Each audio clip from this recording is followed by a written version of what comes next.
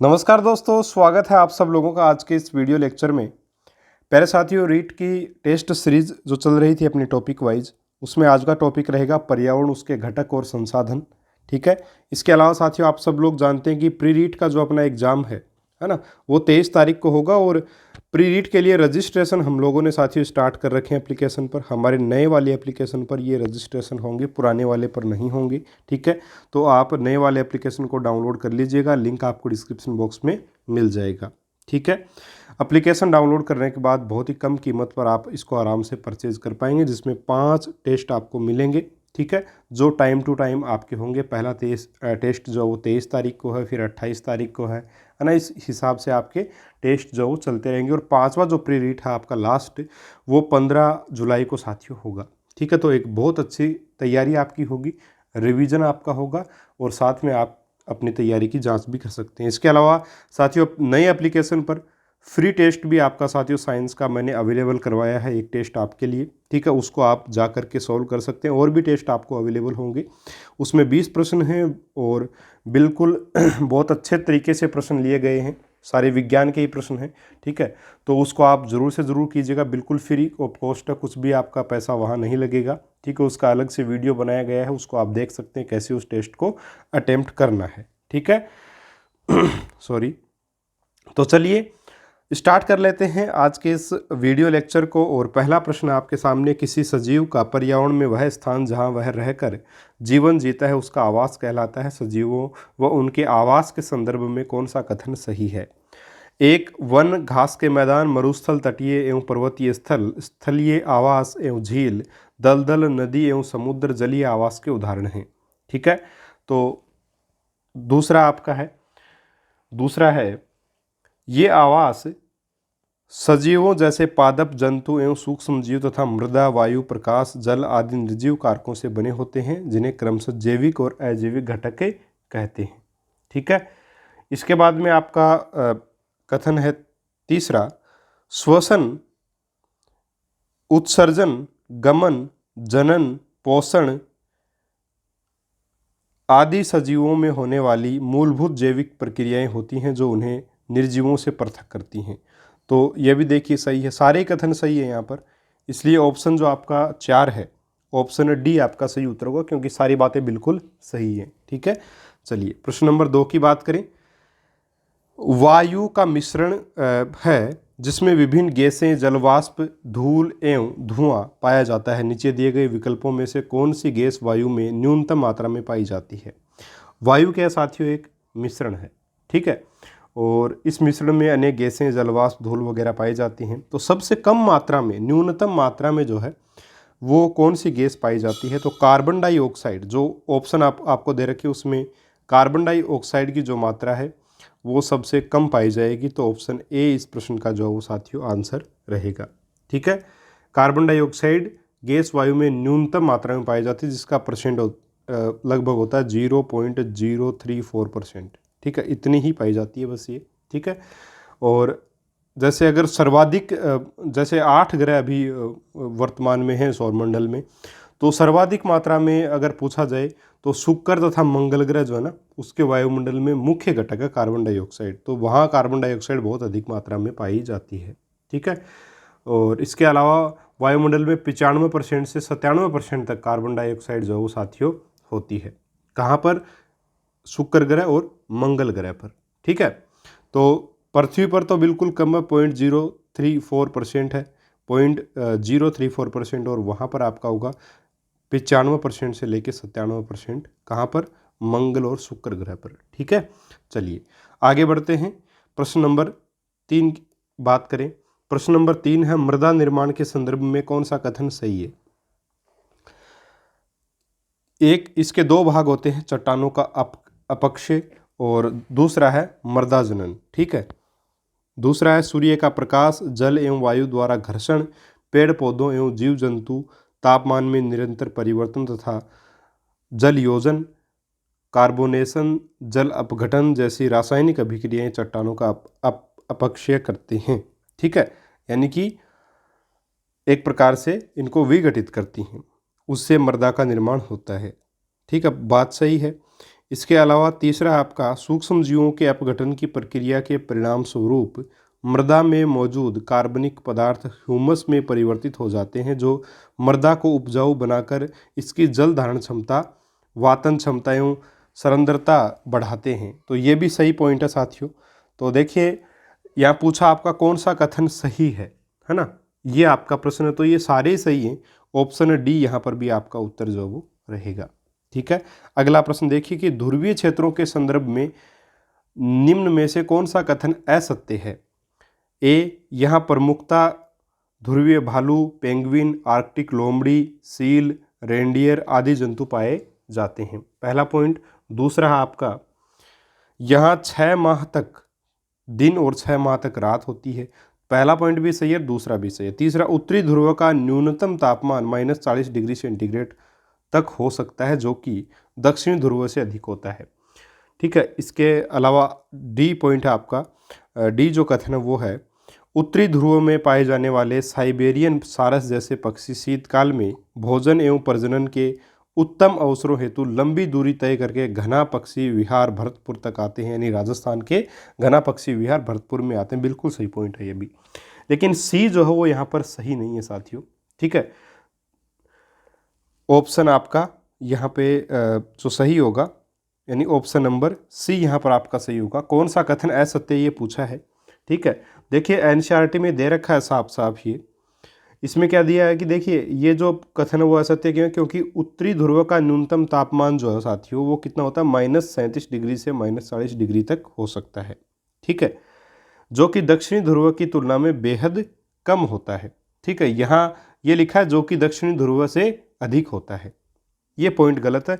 दक्षिणी ध्रुव की तुलना में बेहद कम होता है साथियों ये, क्योंकि यह यहाँ 80 से लेके -82 डिग्री तक तापमान हो सकता है। ठीक है, दक्षिणी ध्रुव में, इसलिए दक्षिणी ध्रुव की तुलना में बहुत कम है। ठीक है, यहाँ लिख रहा है बहुत अधिक है, तो ये पॉइंट सही नहीं है, ऑप्शन नंबर सी इसका उत्तर जो वो साथियों रहेगा। प्रश्न नंबर 5 है आपका, ध्रुवीय क्षेत्र में पाए जाने वाले प्राणियों में किस प्रकार के आकारिकीय अनुकूलन पाए जाते हैं। पहला, सफ़ेद फर का पाया जाना, यानी कि लंबे लंबे जो सफ़ेद बाल होते हैं वो पाए जाते हैं, बिल्कुल सही पॉइंट है। फिर है बेहतरीन घ्राण क्षमता, यानी सूंघने की क्षमता बहुत अधिक होती है, ये भी सही है। त्वचा के नीचे वसा की मोटी परत पाई जाती है, ये भी बिल्कुल सही है। लंबे कान एवं हाथ पैर, ऐसा कुछ नहीं होता, कोई ज़रूरी नहीं है साथियों। ठीक है, इसके अलावा शीत निष्क्रियता अनुपस्थित। ठीक है, तो शीत निष्क्रियता भी इनमें उपस्थित होती है, अनुपस्थित नहीं होती साथियों। ठीक है, इसके अलावा ये शीत रुधिर तापी नहीं, ठंडे ब्लड वाले नहीं है, हॉट ब्लडेड हैं, यानी कि कोल्ड ब्लडेड थोड़ी होते हैं।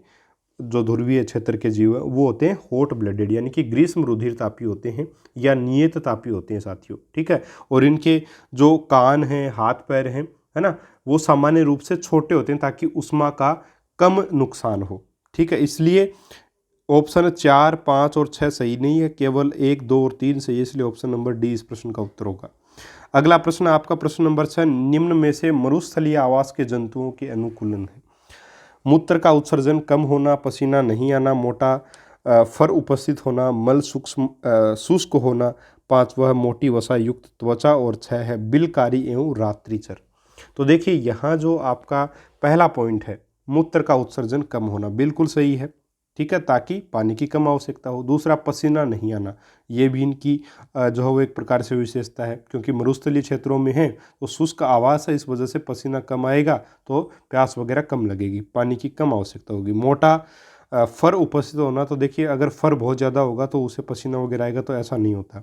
इसके अलावा ये ध्रुवीय क्षेत्र की विशेषता है। मल शुष्क होना, बिल्कुल पानी की मात्रा कम रहेगी, मल में पानी बहुत कम मात्रा में आएगा ताकि पानी का नुकसान न हो, तो ये भी बिल्कुल सही है। फिर है मोटी वसा युक्त त्वचा, देखिए मोटी वसा युक्त त्वचा अगर होगी तो पसीना बहुत ज़्यादा आएगा, ऐसा भी नहीं होता। बिलकारी, बिल में रहने वाले, रात्रिचर बिल्कुल सही है, रात को विचरण करने वाले, क्योंकि दिन में बहुत ज़्यादा गर्मी पड़ती है। बिलकारी बिल में रहने वाले होते हैं।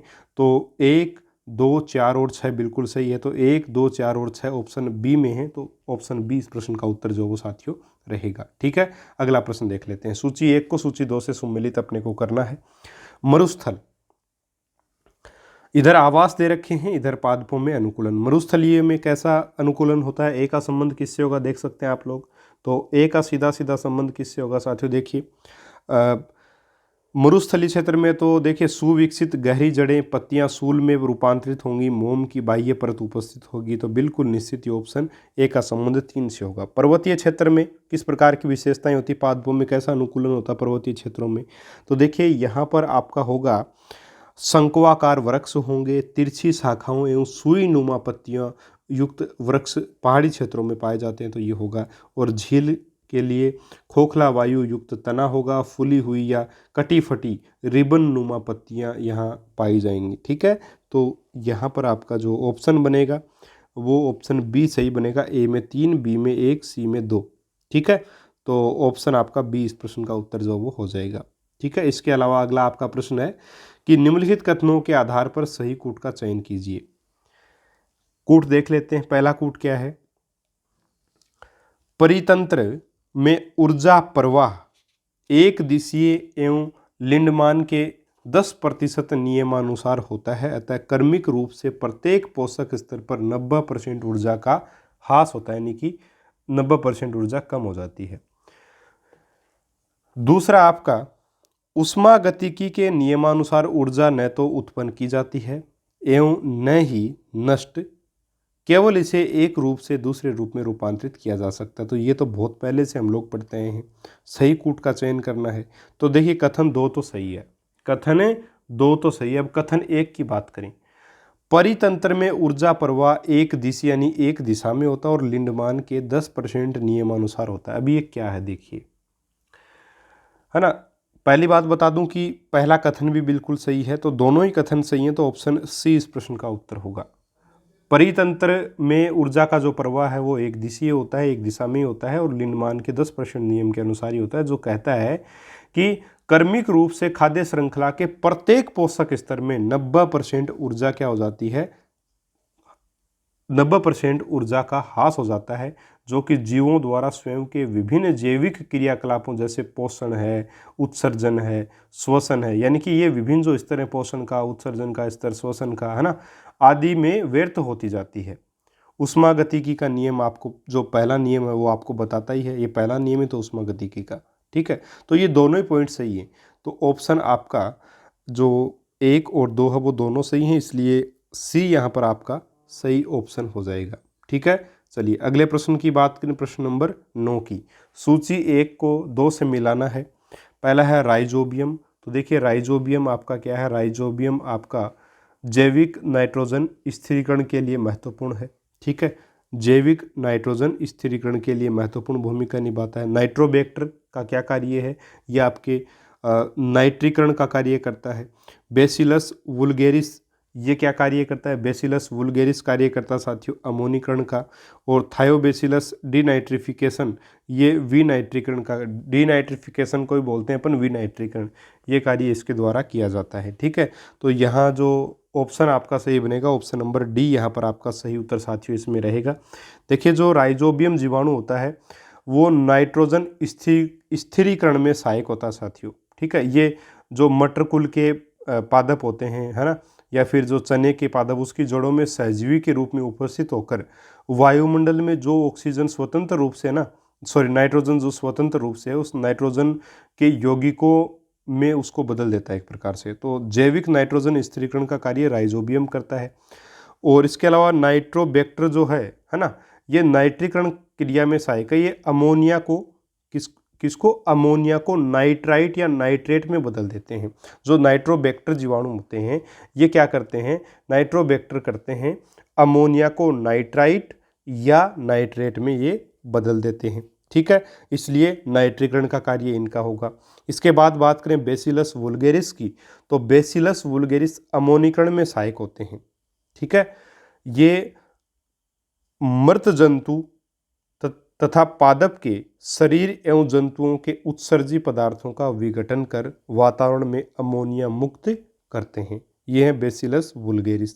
इसके अलावा है थायोबेसिलस डीनाइट्रिफिकेशन, तो देखिए थायोबेसिलस डीनाइट्रिफिकेशन मृदा में उपस्थित नाइट्रोजन यौगिकों को स्वतंत्र नाइट्रोजन में बदल देते हैं। ठीक है, इससे मृदा उष्ण हो जाती है, यह विनाइट्रीकरण क्रिया कहलाती है। तो ऑप्शन डी यहाँ पर आपका आंसर बनेगा। इनके बारे में मैंने आपको बता दिया, थोड़ा सा देख लीजिएगा। चलिए आगे बढ़ते हैं। अगला आपका प्रश्न है, पर्यावरण में अजैविक एवं जैविक घटकों के मध्य जल का चक्रण जल चक्र कहलाता है।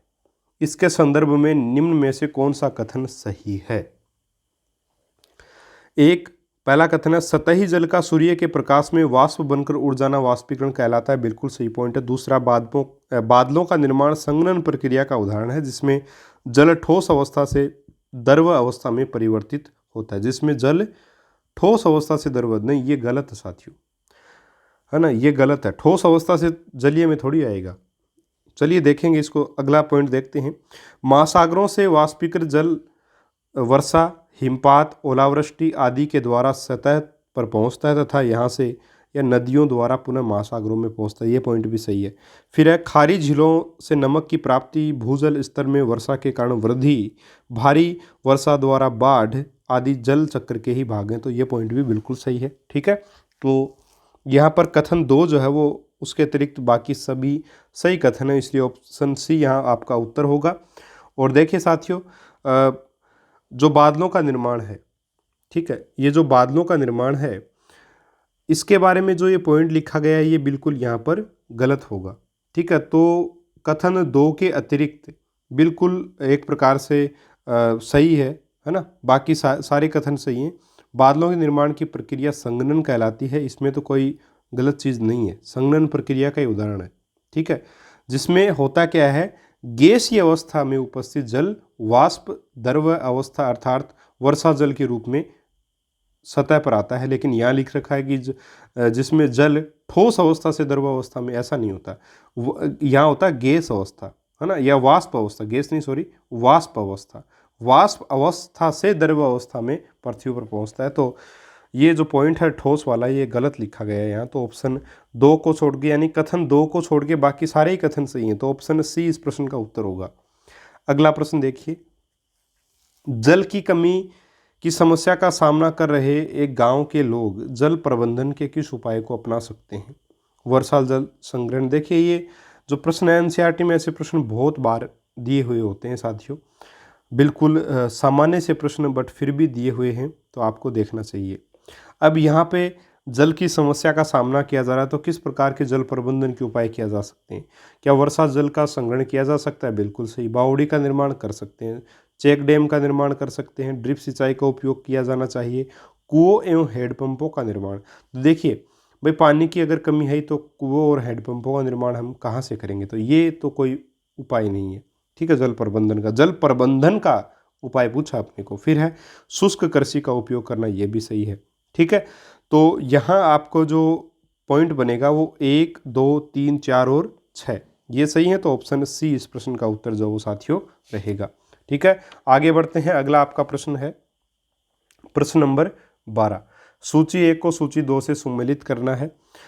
अब यहाँ देखिए, परंपरागत जल संरक्षण तकनीकें दे रखी हैं और इधर आपकी राज्य दे रखे हैं। कक्षा 10 की एनसीईआरटी किताब में चैप्टर नंबर 16 में है। ठीक है, आप लोग देख लीजिएगा, मैंने देखा है, बिल्कुल ये सारी चीज़ें दी गई हैं। जैसे पाइन है, वो कहाँ की, किस राज्य की जल संरक्षण टेक्निक है, पता होना चाहिए अपने को। तो इसका आंसर बनेगा पाइन जो वो साथियों बिहार की। ठीक है, पाइन कहाँ की? बिहार राज्य में अपनाई जाने वाली टेक्निक है, तो पाइन का संबंध बिहार से होगा। एरिस का संबंध किससे होगा? एरिस का संबंध होगा तमिलनाडु से, तमिलनाडु में अपनाई जाती है टेक्निक। इसके अलावा खादिन जो है वो राजस्थान में अपनाई जाती है।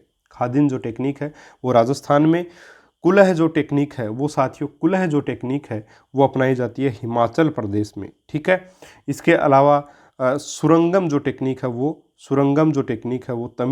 केरल में अपनाई जाती है। सुरंगम टेक्निक कहाँ अपनाई जाती है? केरल में। तो इस प्रकार से ऑप्शन आपका कौन सा सही बनेगा? ए में आपका 3, ए में 3, ठीक है, ए में 3, ऑप्शन डी में ही है, तो यही आपका उत्तर जो वो साथियों रहेगा। ठीक है, चलिए आगे बढ़ते हैं। प्रश्न नंबर 13 की बात करें। प्रश्न नंबर 13 है, प्रकृति द्वारा प्रदत्त प्राकृतिक संसाधनों के संदर्भ में सही विकल्प है। पवन एवं सौर ऊर्जा अक्षयशील एवं नव्यकरणीय ऊर्जा स्रोत हैं। ठीक है, यानी कि नया इनको बनाया जा सकता है, बिल्कुल सही बात है। फिर जीवाश्म ईंधन एवं वन क्षयशील एवं अनव्यकरणीय संसाधन है। जीवाश्म ईंधन बिल्कुल सही है, इनको पुनः थोड़ी बना सकते हैं अपन।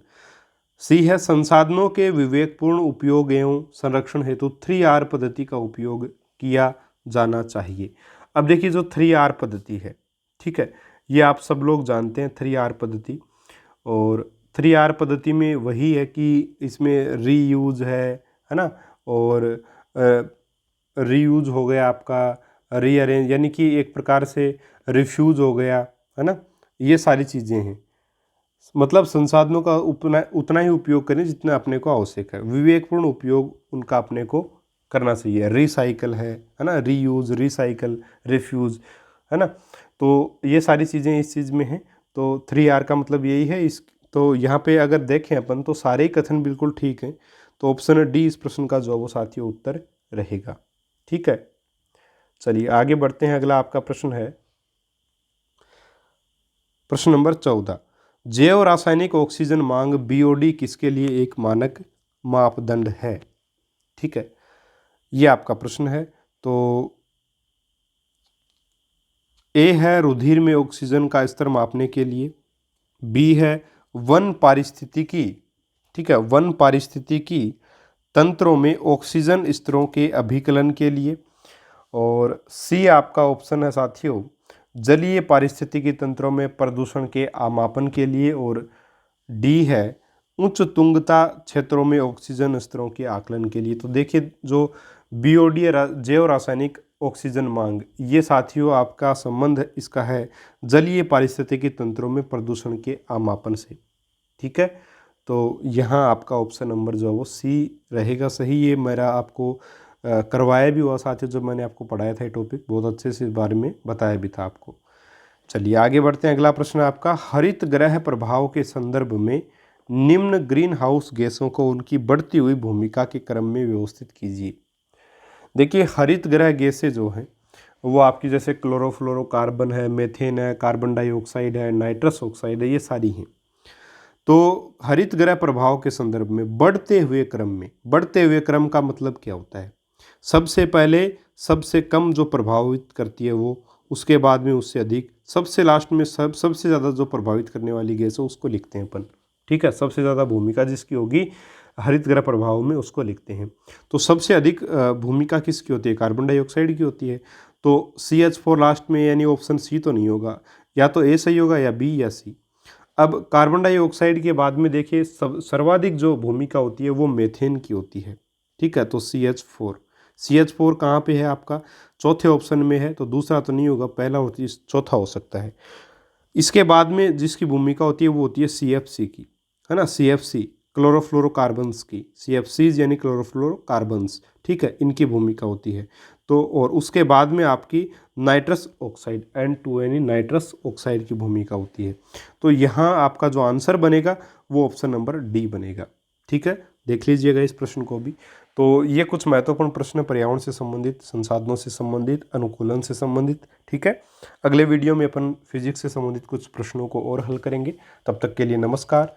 और साथियों ज़रूर से ज़रूर चैनल से जुड़ जाइएगा, ज्वाइन कर लीजिए चैनल को। आगे भी जो चीज़ें आपके एग्ज़ाम्स आएंगे उनकी तैयारी भी मैं आपको यहाँ पर करवाने की कोशिश करूँगा। ठीक है, तो सब्सक्राइब जरूर कर लीजिएगा चैनल को। मिलेंगे अपन अगले वीडियो में एक और शानदार टॉपिक के शानदार प्रश्नों के साथ। तब तक के लिए नमस्कार, जय हिंद, जय भारत।